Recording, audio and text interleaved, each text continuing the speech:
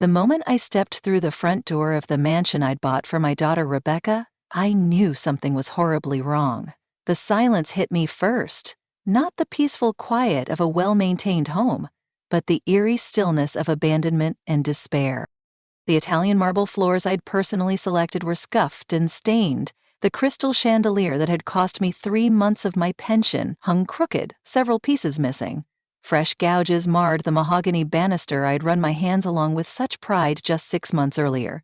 But it was the smell that truly alarmed me, the musty odor of neglect mixed with something else I couldn't identify but that made my grandmother's instincts scream in warning.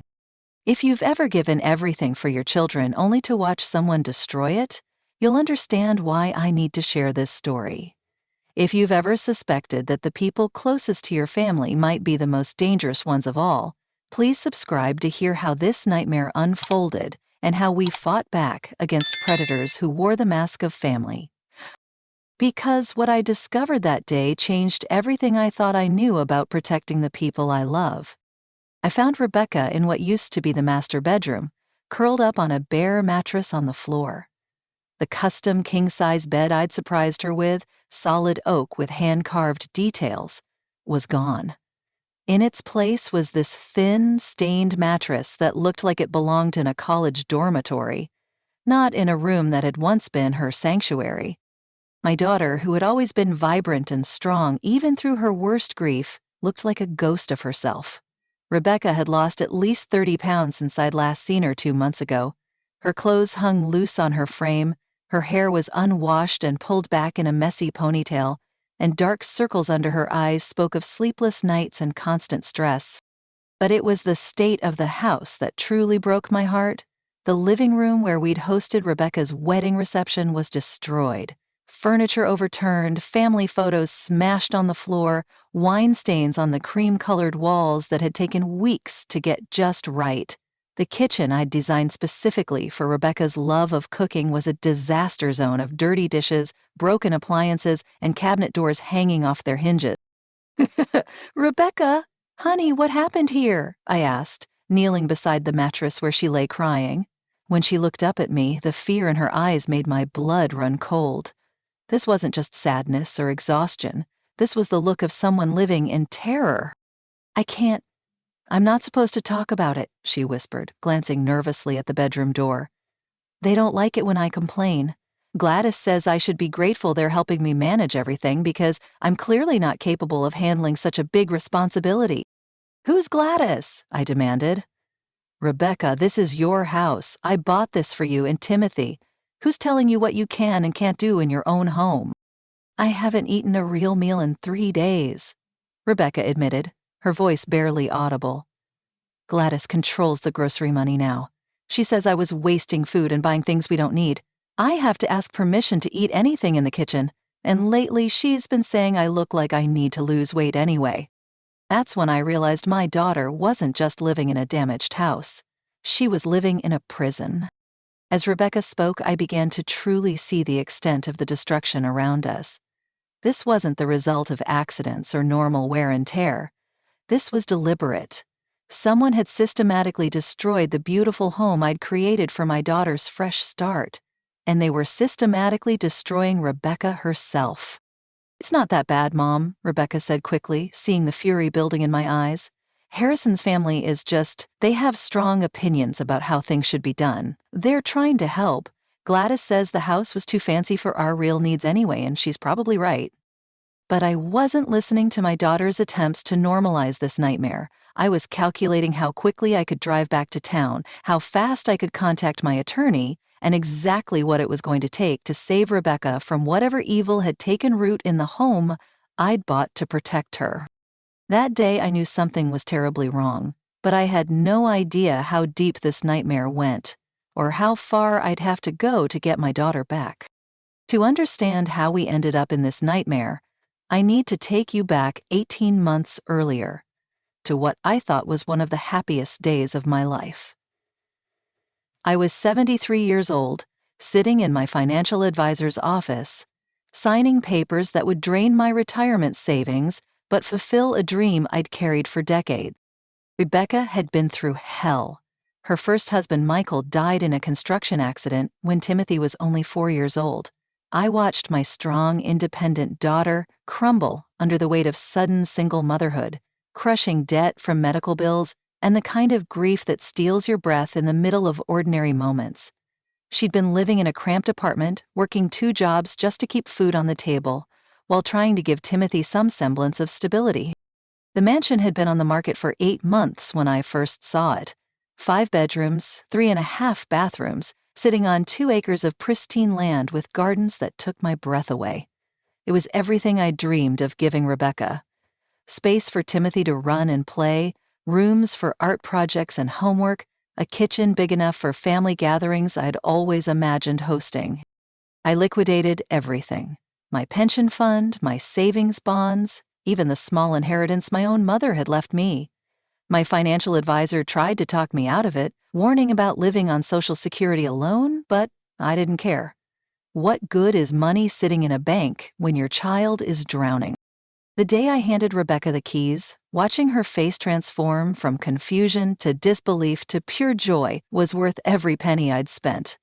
Timothy ran through those empty rooms like a wild animal released from captivity, his laughter echoing off walls that would finally hear a child's happiness again. "Mom, this is too much," Rebecca had whispered, tears streaming down her face as we stood in the grand foyer. "I can't accept this. It's your entire future." "Honey," I told her, taking her hands in mine, "you and Timothy are my future. This house isn't just shelter, it's security. It's a place where no landlord can evict you, where you can build whatever life you want. It's freedom." I thought I was giving my daughter independence. I had no idea I was creating the perfect trap for predators who specialized in stealing other people's dreams. Harrison appeared in our lives like an answer to prayers I hadn't even realized I was praying. Rebecca met him at Timothy's school during a parent-teacher conference. He was there with his own 8-year-old daughter, Penny, recently divorced and navigating single parenthood, just like Rebecca. Harrison was everything Rebecca's first husband hadn't been: polished, articulate, financially stable with a good job in corporate sales. He drove a luxury sedan, wore expensive suits, and spoke about his ex-wife with the kind of measured disappointment that made him seem mature rather than bitter. When he asked Rebecca for coffee after that first meeting, she called me that night glowing with excitement I hadn't heard in her voice since before Michael's death. The courtship was intense and romantic in ways that should have raised red flags, but instead made Rebecca feel like she was living in a fairy tale. Harrison sent flowers to her office every Friday, took her and Timothy on elaborate weekend trips, and talked constantly about blending their families into something beautiful and stable. Within 3 months, Harrison was essentially living in the mansion. He moved in gradually, first a few clothes, then his home office equipment, finally his daughter for extended weekends. He praised Rebecca's parenting, complimented my taste in decorating, and expressed appropriate gratitude for the incredible generosity I'd shown in giving Rebecca such a magnificent home. That's when Harrison's family entered the picture. His mother, Gladys, was an imposing woman in her late 60s who spoke with the authority of someone accustomed to having her opinions treated as facts. She arrived for Harrison and Rebecca's engagement party with strong views about everything from the flower arrangements to Rebecca's choice of wedding dress. "Harrison has always been too generous for his own good," Gladys told me during that first visit, her tone suggesting this was somehow Rebecca's fault. "He gives too much to people who don't appreciate what they have. I just hope Rebecca understands how lucky she is to have found someone willing to take on a widow with a child and such substantial responsibilities." Her sister Fiona was softer but equally intrusive, asking detailed questions about the house's finances, maintenance costs, and property taxes. Harrison's unemployed brother Kyle seemed to view the mansion as a personal vacation destination, making himself comfortable in ways that made Timothy visibly uncomfortable. I should have trusted my instincts when something about Harrison's family felt predatory rather than welcoming. But Rebecca was so happy, and I was so grateful to see her building a new life that I convinced myself I was being overprotective. I didn't realize I was watching the early stages of a hostile takeover disguised as family love. The invasion began so subtly that by the time I recognized it for what it was, Harrison's family had already established themselves as permanent residents, with more authority in Rebecca's house than Rebecca herself possessed. It started with Gladys's helpful suggestions during her increasingly frequent visits. She criticized Rebecca's housekeeping, reorganized the kitchen cabinets more efficiently, and began making grocery lists based on what she deemed necessary versus Rebecca's wasteful impulses. Within weeks, Gladys had convinced Harrison that Rebecca needed guidance managing such a large household. Fiona arrived with her 2 young children after what she claimed was a temporary separation from her husband. The temporary stay stretched into months as Fiona made herself indispensable, volunteering to handle Rebecca's bill paying and financial organization. "You have so much on your plate," Fiona would say sweetly. "Let me help with these tedious details." Kyle's presence was supposedly just until he found steady employment, but his job search seemed remarkably casual for someone imposing on family hospitality. He spent most days on Rebecca's couch, eating Rebecca's food, and making inappropriate comments about Timothy's softness that required toughening up under male influence. During my visits, I noticed Rebecca becoming increasingly quiet and deferential. When I'd ask about decisions regarding the house or Timothy's activities, she'd glance nervously at whichever family member was present before answering. "We've decided" became her standard response to questions about her own life, though it was clear she'd had little input in most of these decisions. The beautiful furnishings I'd carefully selected began disappearing or breaking under mysterious circumstances. Gladys explained that the expensive pieces were impractical for a family with children and suggested more durable, sensible replacements that looked suspiciously like furniture from discount stores. Harrison himself seemed transformed by his family's presence. The attentive, romantic man who'd swept Rebecca off her feet became passive and weak whenever his mother spoke. He'd nod along with Gladys's criticisms of Rebecca's parenting, spending, and household management, offering no defense of the woman he'd claimed to love. I tried talking to Rebecca privately during one visit, expressing concern about the changes I was seeing. She defended Harrison's family with the desperation of someone trying to convince herself as much as me. "They're just traditional," she said. "They have strong opinions, but they're looking out for our family's best interests." But I was beginning to understand that Harrison's family wasn't looking out for anyone's interests except their own, and they'd found the perfect victims in a grieving widow with a generous heart and a house worth over $500,000. I just didn't know yet how far they were willing to go to make Rebecca's inheritance their own. The morning after finding Rebecca on that bare mattress, I waited until the house was eerily quiet before cornering my daughter in what had once been her beautiful kitchen. The room that had been designed for family gatherings now felt like an interrogation chamber, with broken cabinet doors and a refrigerator secured with a padlock that made my blood boil. "Rebecca Ann," I said, using her full name the way I had when she was a child caught in trouble, "you're going to tell me exactly what's happening in this house, and you're going to tell me right now.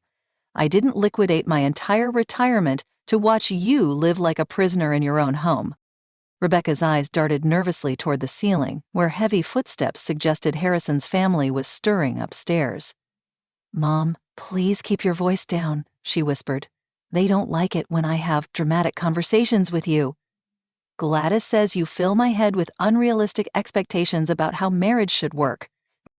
"Unrealistic expectations," I repeated, my voice rising despite Rebecca's plea for quiet. "Like expecting to eat food you've paid for? Like expecting to make decisions about your own child? Rebecca, where is Timothy's college fund? Where are the bank statements for this house?" That's when the dam broke. Rebecca collapsed into a chair that wobbled dangerously under her weight. Even the kitchen furniture had been replaced with cheap, unstable pieces that bore no resemblance to the quality items I'd selected. Through tears, she began to reveal the systematic destruction of her independence. "Harrison has all the account information now," Rebecca sobbed. Gladys convinced him that I was making poor financial decisions, spending too much on groceries and unnecessary items for Timothy. She showed him receipts from when I bought Timothy new school clothes and convinced Harrison I was being irresponsible with family money. Rebecca explained how Fiona had gradually taken over all bill-paying responsibilities, claiming she was helping Rebecca manage the complexities of home ownership. But the help had become control, and the control had become imprisonment. Rebecca hadn't seen a bank statement in 4 months and had to ask permission to spend money on anything beyond basic necessities. "They tell Harrison I'm having episodes," Rebecca whispered, glancing again toward the stairs. "Gladys keeps a journal of everything I do that she considers unstable or concerning. She's been documenting my inability to maintain proper household standards and my unreasonable emotional reactions to their helpful suggestions." The worst revelation came when Rebecca admitted that Harrison's family had begun threatening her custody of Timothy. "Kyle keeps telling Harrison that Timothy needs a stable male influence and that my emotional instability might be harmful to his development. They've been talking about how much better off Timothy would be if Harrison had legal authority to make decisions about his schooling and medical care." "Rebecca," I said, taking her thin hands in mine, "these people are not helping you. They're stealing from you. They're abusing you financially, emotionally, and psychologically. This isn't marriage. This is exploitation disguised as family support. I need you to listen to me very carefully," I continued, lowering my voice as footsteps began moving around upstairs. "Your name is on the deed to this house. Your money bought every stick of furniture they've destroyed or replaced. You have rights, and I'm going to help you fight for them." But even as I spoke, I could hear Gladys's voice drifting down from upstairs, already preparing for another day of controlling every aspect of my daughter's life in the house I'd bought to give her freedom. Gladys descended the stairs like a queen surveying her domain, dressed in one of Rebecca's expensive bathrobes, a detail that made my hands clench into fists. She was a large woman with steel gray hair pulled into a severe bun and the kind of cold, calculating eyes that missed nothing. The way she looked at me suggested she'd been listening to every word of my conversation with Rebecca. "Ruth," she said, my name dripping with condescension. "What a surprise to see you here so early. Rebecca didn't mention you were planning another visit. We do appreciate advance notice when family is coming to stay, just so we can prepare appropriately." The audacity was breathtaking. This woman was treating me like a guest in the house I'd purchased, speaking about preparation as if she were the hostess and Rebecca was merely another visitor requiring management. She moved through the kitchen with proprietary confidence, opening cabinets and checking supplies like a general inspecting troops. "Gladys," I replied, standing to my full height and meeting her gaze without flinching. I wasn't aware I needed permission to visit my daughter in the home I bought for her. "Perhaps you could explain why there's a lock on the refrigerator and why Rebecca is sleeping on a mattress on the floor."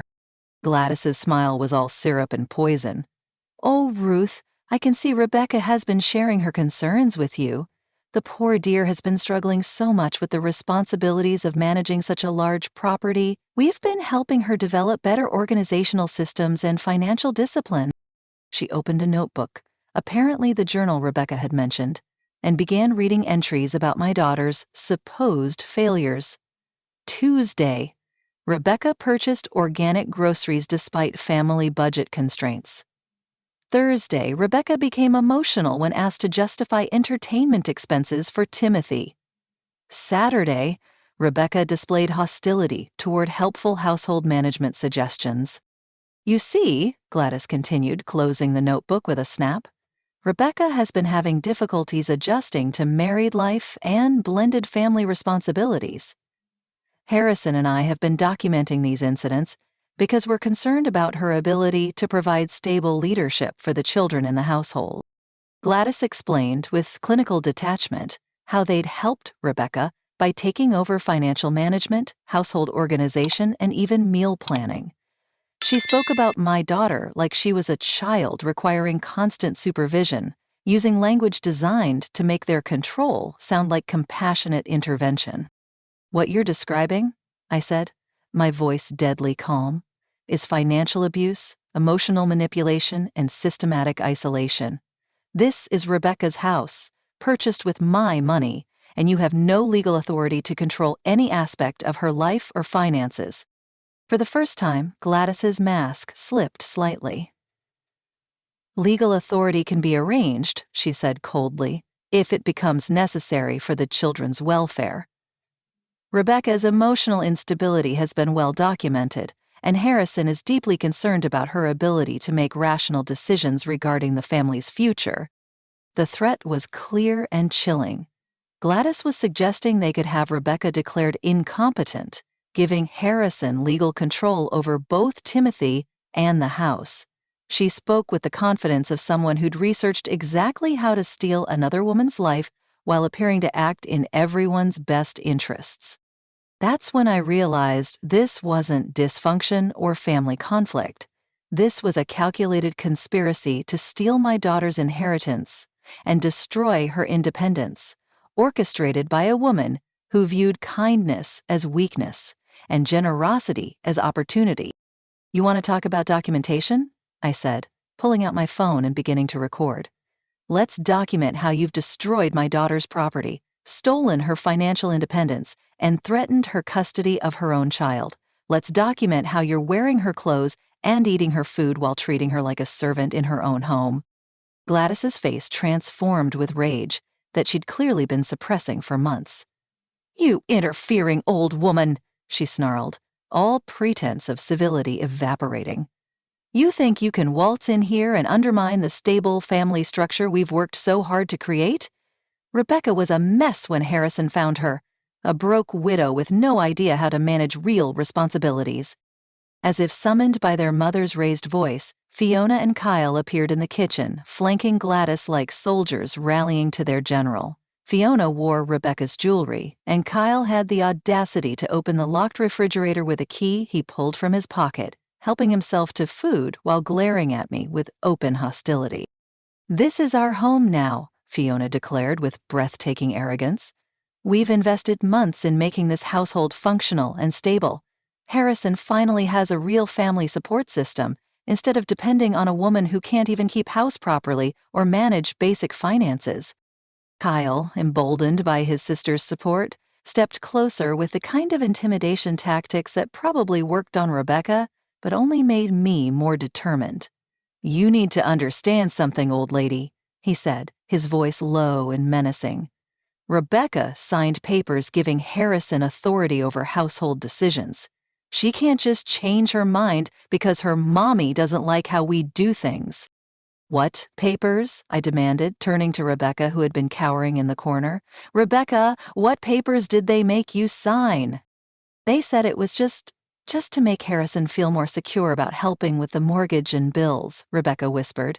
"Gladys said married couples needed clear financial boundaries, and Harrison was worried about liability if something happened to the house." I realized these predators had manipulated Rebecca into signing documents that gave them legal cover for their financial abuse. They'd used her grief, her gratitude for Harrison's attention, and her desperate desire to blend their families successfully to trick her into surrendering control of her own life. "Here's what's going to happen," Gladys said, her voice dripping with malicious satisfaction. "You're going to leave this house and stop filling Rebecca's head with destructive ideas about independence. If you continue to interfere with our family's stability, we'll be forced to seek legal intervention regarding Rebecca's competency and Timothy's living situation." She pulled out a thick folder filled with documentation. Photos of Rebecca's neglect of the house, records of her erratic spending, testimonials from neighbors about her concerning behavior, and medical records that had somehow been obtained without Rebecca's knowledge. They'd been building a legal case to destroy my daughter for months. Standing in that kitchen, surrounded by people who'd turned my gift of love into a weapon against my daughter, I understood that this wasn't just family dysfunction. This was organized crime disguised as domestic life. and I was about to show them exactly what happened when predators targeted my family. I left that house appearing defeated, letting Gladys believe she'd successfully intimidated me into retreat. But 40 years of protecting my family had taught me that sometimes the most effective warfare happens in silence. I drove straight to my attorney's office with a fury that burned cold and calculating rather than hot and reckless. Janet Morrison had handled my estate planning for 15 years, and when I explained the situation, her expression shifted from concern to outright alarm. "Ruth," she said, reviewing the property records, "Rebecca's name is the only one on that deed. Regardless of what papers they convinced her to sign, they have no legal right to control her access to her own home or finances." Over the next week, I became a detective investigating my own family's destruction. I photographed the damaged property from the street, documenting how the gardens I'd designed were dying from neglect and how expensive outdoor furniture had been replaced with cheap plastic pieces. I contacted neighbors who confirmed they'd witnessed Rebecca being denied access to her own car and seen her asking permission to walk in her own yard. The financial trail was even more damning. Janet's investigator discovered that Harrison's family had been systematically draining Rebecca's accounts while building documentation to support claims of her incompetence. They'd forged her signature on multiple documents, including a power of attorney that legally was worthless because it had been obtained through fraud and coercion. Mrs. Patterson, who lived adjacent to the mansion, became an unexpected ally. She'd been keeping her own informal documentation of the changes she'd witnessed since Harrison's family moved in. "That poor girl used to wave to me every morning while watering her flowers," she told me. "Now I see her sneaking around her own yard like she's afraid of being caught outside." The most heartbreaking evidence came from Timothy himself. During a carefully orchestrated grandmother visit at a local park, my grandson revealed the psychological warfare being waged against both him and his mother. "They told Mom that I said I wanted to live with Harrison instead of her," Timothy whispered, tears streaming down his face. "But I never said that, Grandma. I told them I missed having friends over, and they said that meant I was unhappy with Mom." Timothy described how Kyle had been documenting every time Rebecca showed him affection, claiming that excessive emotional dependency was harmful to boys his age. They'd been building a case that Rebecca was psychologically damaging her own son through normal maternal love, while simultaneously using Timothy's confusion about the household tension as evidence of Rebecca's failure as a parent. During carefully planned phone calls when Harrison's family was out, Rebecca began admitting the full scope of their control. She revealed that they monitored her phone calls, opened her mail, and had convinced Harrison that her desire for privacy was evidence of deceptive behavior. They'd isolated her from every support system except them, then used that isolation as proof that she was antisocial and unstable. The most damaging evidence was Harrison's family's own documentation of their crimes. Gladys's journal wasn't just tracking Rebecca's behavior, it was recording their systematic manipulation of her responses to create documentation supporting their narrative. They'd been deliberately triggering emotional reactions, then documenting those reactions as evidence of instability. Janet assembled everything into a comprehensive legal package that proved financial abuse, fraud, coercion, and child endangerment. But more importantly, she coordinated with local law enforcement to ensure that when we acted, Harrison's family couldn't claim we were the ones creating disruption or threatening household stability. For the first time since finding Rebecca on that bare mattress, I felt like we had weapons that could match the sophisticated evil we were fighting. Janet's investigation revealed that Harrison's family had made a crucial error in their systematic takeover. They'd committed multiple felonies while documenting their own crimes. The forged signatures, unauthorized financial transactions, and fraudulent legal documents created a paper trail that would destroy them in both civil and criminal court. "Here's what they clearly don't understand," Janet explained, spreading documents across her conference table. "Rebecca owns that house outright. The deed is in her name alone, purchased with funds from your retirement account. No marriage license, no signed papers, no claimed financial investment gives Harrison or his family any legal claim to that property." We discovered that the financial management documents Rebecca had been tricked into signing were legally meaningless because they'd been obtained through fraud and duress. More importantly, several of the signatures weren't even Rebecca's. Gladys had been forging her daughter-in-law's name on documents ranging from utility transfers to loan applications. The district attorney's office expressed immediate interest in the case once they reviewed our evidence. Harrison's family had essentially been running a long-term fraud operation, using emotional manipulation and psychological abuse to steal property and financial assets from a vulnerable widow. The prosecutor assigned to review the case described it as one of the most comprehensive examples of elder abuse and domestic financial fraud she'd encountered. We assembled testimony from Rebecca's employers, Timothy's teachers, and medical professionals who could refute every claim of instability or incompetence that Harrison's family had fabricated. Dr. Williams, Rebecca's physician, was particularly outraged to discover that someone had been requesting her medical records without authorization and misrepresenting her mental health status. Janet coordinated with social services to document the psychological harm being inflicted on Timothy through the adult's manipulation tactics. The child psychologist who evaluated Timothy found clear evidence of emotional distress caused by the toxic household environment, directly contradicting Harrison's family's claims that their presence was beneficial for his development. Most importantly, we arranged for law enforcement backup during our intervention. The sheriff's department agreed to provide a civil standby to ensure Harrison's family couldn't claim we were the ones creating disruption or threatening household peace. They'd reviewed our evidence and agreed that immediate action was necessary to protect both Rebecca and Timothy from ongoing psychological and financial abuse. Janet prepared emergency restraining orders that would prevent Harrison's family from returning to the property once they were removed. The legal grounds were ironclad. They had no legitimate claim to residence in Rebecca's home, and their documented pattern of abuse and fraud made them a clear threat to her safety and financial security. As we finalized our legal strategy, Janet made one thing clear. Ruth, when we execute this plan, there's no going back. Harrison's family will face serious criminal charges, and their ability to manipulate Rebecca will be permanently destroyed. Are you prepared for the chaos that's going to follow? Looking at the evidence of what these predators had done to my daughter and grandson, I had only one response. I'm prepared to do whatever it takes to get my family back. On Tuesday morning at exactly 9 o'clock, our convoy arrived at the mansion like a small army. Janet in her law firm's sedan, Sheriff Deputy Martinez in his patrol car, and me in my old Honda, carrying 6 months of fury and enough legal ammunition to destroy Harrison's parasitic family forever. Deputy Martinez served the papers with professional efficiency that left no room for argument.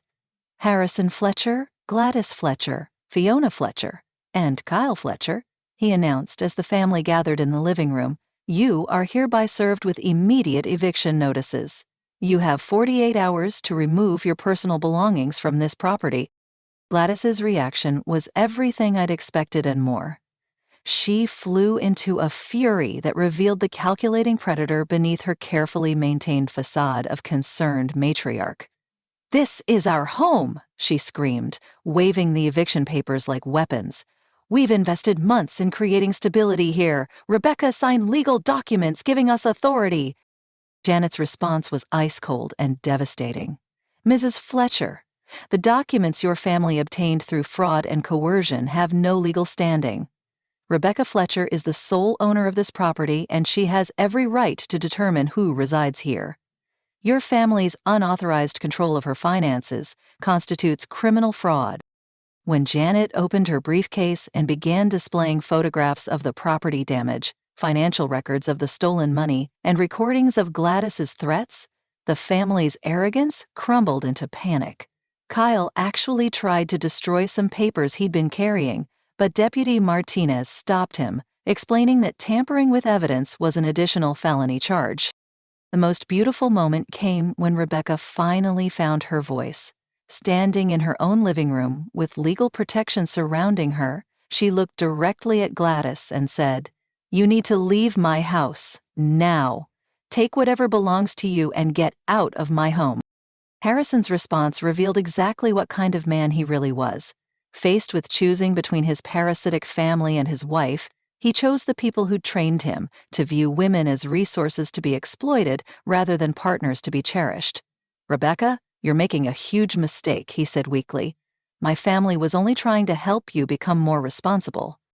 "Your family," Rebecca replied with strength I hadn't heard in months, "has been stealing from me, lying about me, and threatening to take my son away.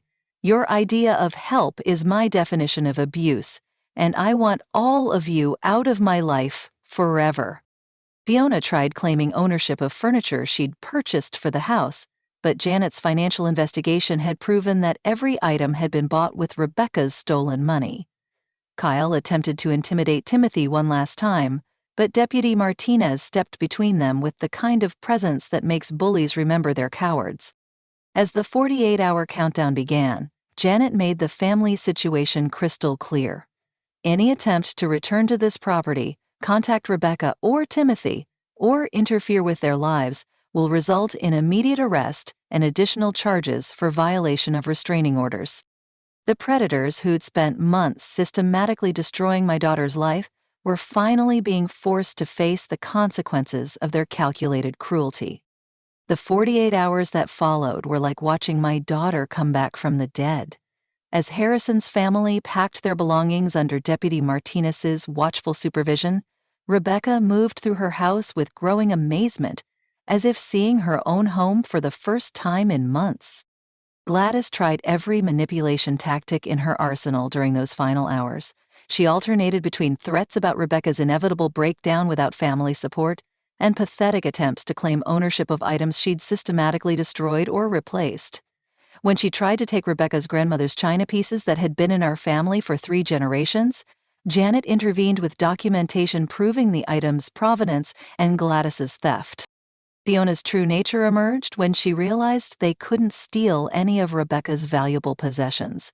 She'd been planning to claim expensive jewelry, artwork, and electronics as gifts Harrison had given her, but our financial investigation had traced every purchase back to Rebecca's accounts. Watching Fiona's entitled fury as she was forced to pack only her actual belongings was deeply satisfying. Kyle made one last attempt to terrorize Timothy, cornering my grandson in the garden and telling him that ungrateful families like ours always ended up broken and alone. Deputy Martinez removed Kyle from the property immediately, and Janet added the incident to our restraining order documentation, ensuring Kyle's intimidation tactics would result in immediate arrest if he ever came near Timothy again. Harrison's final conversation with Rebecca revealed the complete weakness of character that had allowed his family to control him so completely. "You'll regret this," he told her as he packed his car. "My family was the best thing that ever happened to you. You'll never find anyone willing to take on a woman with your baggage and responsibilities." Rebecca's response was everything I'd hoped to hear from my daughter. "Harrison, your family wasn't helping me. They were destroying me. And I'd rather be alone forever than spend another day being treated like a prisoner in my own home. I deserve better than people who see my kindness as weakness and my generosity as opportunity." As the moving truck loaded with their belongings pulled away from the mansion, Rebecca stood on the front porch she'd been forbidden to use for months and breathed deeply, for what seemed like the first time since Harrison had entered her life. Timothy ran across the lawn he'd been afraid to play on, his laughter echoing off walls that had heard nothing but tension and manipulation for too long. The first thing Rebecca did was change every lock on every door. The second thing was to remove the padlock from her own refrigerator and throw it in the garbage with the satisfaction of someone reclaiming basic human dignity. We spent the afternoon making lists of what needed to be repaired, replaced, and restored in the home that was finally hers again. Watching my daughter reclaim her space, her voice, and her authority over her own life was worth every penny I'd spent and every sleepless night I'd endured planning her liberation. Rebecca's divorce proceedings moved swiftly once Harrison's character was fully exposed through our evidence. His desperate attempts to claim ownership of marital property fell apart when our financial investigation proved He'd contributed nothing to the household except debt and destruction. Janet ensured that Harrison left the marriage with exactly what he'd brought to it: nothing. The criminal charges against Harrison's family were even more satisfying. Gladys faced multiple counts of fraud, forgery, and elderly abuse. The prosecutor was particularly interested in her systematic campaign to have Rebecca declared incompetent, calling it one of the most calculated examples of psychological warfare she'd encountered in domestic abuse cases. Recovering the stolen money required months of legal work, but Janet's thoroughness ensured that every penny Harrison's family had embezzled was returned, with interest and penalties. The offshore accounts Kyle thought he'd hidden so cleverly became evidence of money laundering charges that would keep him in federal prison for years. Timothy's recovery was the most important and delicate process. The child psychologist who worked with him explained that children are incredibly resilient when removed from toxic environments, but the psychological damage from Harrison's family's manipulation would require ongoing attention. Timothy had been taught to distrust his own mother and doubt his own perceptions of reality. Dr. Sarah Chen, Timothy's therapist, helped him understand that the adults in his house had been lying to him about his mother's behavior and mental health. She used age-appropriate language to explain how some adults manipulate children's love and trust for their own selfish purposes, and that nothing about the chaos in his home had been his fault. Rebecca's employer welcomed her back with enthusiasm once they learned the truth about her family difficulties. Her supervisor admitted they'd been concerned about her declining performance and weight loss, but understanding the context of her psychological abuse made them eager to support her recovery. Within 3 months, Rebecca received a promotion that came with both increased responsibility and a salary that ensured her financial independence.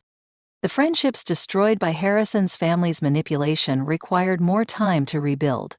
Many of Rebecca's former friends had believed the stories about her instability and withdrawal from social activities. Some relationships were permanently damaged by their willingness to accept gossip rather than reaching out to support a friend in crisis.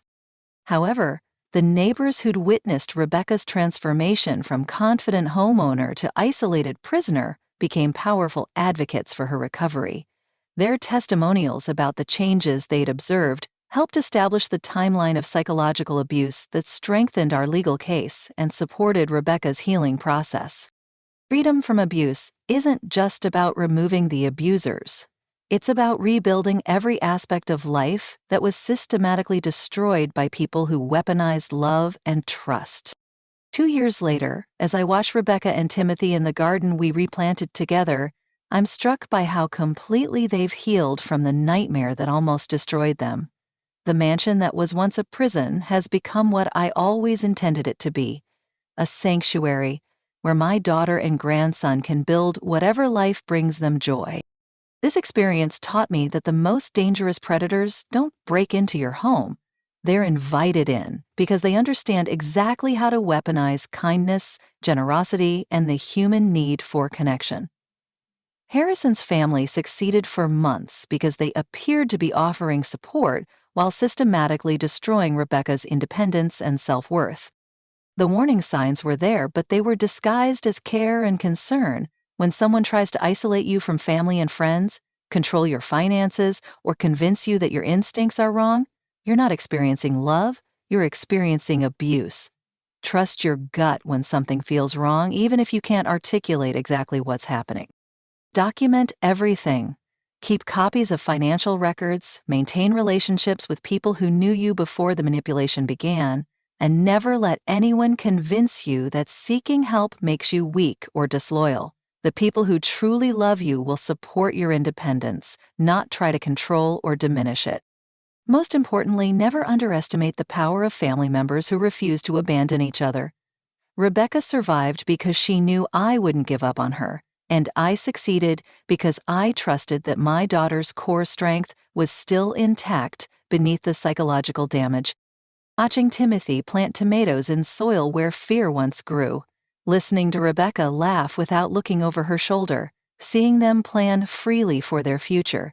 This is what victory over evil looks like.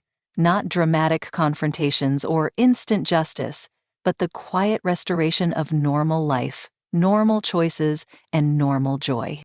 Some battles are worth every sacrifice, and protecting the people you love from predators disguised as family is the most important war you'll ever fight. If this story resonates with you, if you've experienced manipulation disguised as love or watched someone you care about disappear into an abusive relationship, please know that recovery is possible and you're not alone. Share your experiences in the comments. Your voice might give someone else the courage to seek help or trust their instincts about dangerous people. Subscribe for more stories about families who refuse to give up on each other, who fought back against those who tried to destroy them from within, and who prove that truth and love can overcome even the most sophisticated manipulation. Remember, your instincts matter, your independence is worth fighting for, and you deserve relationships built on respect rather than control. Never stop protecting the people you love.